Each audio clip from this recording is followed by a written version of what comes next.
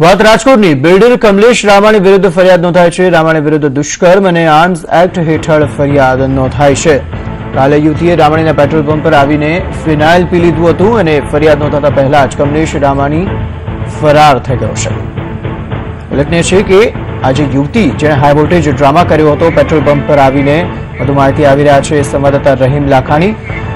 રહીમ, જણાવો શું વધુ માહિતી મળી રહી છે? ગઈકાલે એક યુવતી કમલેશ રામાણીના પેટ્રોલ પંપ પર આવી પહોંચી હતી, હાઈ વોલ્ટેજ ડ્રામા કર્યો હતો ફિનાઇલ પીને, અને હવે એ મુદ્દે દુષ્કર્મની ફરિયાદ નોંધાઈ છે અને કમલેશ રામાણી નાસી છૂટ્યો છે। જે રીતના કમલેશ રામાણીનો સદર બજારમાં આવેલો ઈગલ પેટ્રોલ પંપ પર સાંજના સમયે એક નેહા નામની યુવતી આવે છે ને તેની સાથે બોલાચાલી કરીને ફિનાઇલની આખી બોટલ પી જાય છે।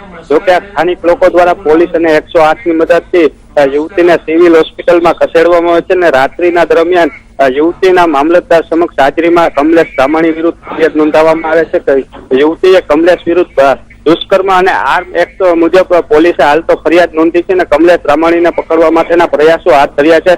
તો બીજી બાજુ કમલેશ દ્વારા યુવતીની માતા અને એના એક ભાઈને લઈને હોસ્પિટલે પહોંચ્યા હતા। જોકે યુવતી છેલ્લા 2 વર્ષથી તેના પરિવારથી છૂટી રહેતી હોય તેવું જાણવા મળ્યું છે। હાલ તો પોલીસ દ્વારા કમલેશ રામાણી વિરુદ્ધ દુષ્કર્મ અને આર્મ એક્ટ ની ફરિયાદ નોંધી અને કમલેશ રામાણીને પકડવા માટેના ચક્રો ગતિમાન કર્યા છે। જી।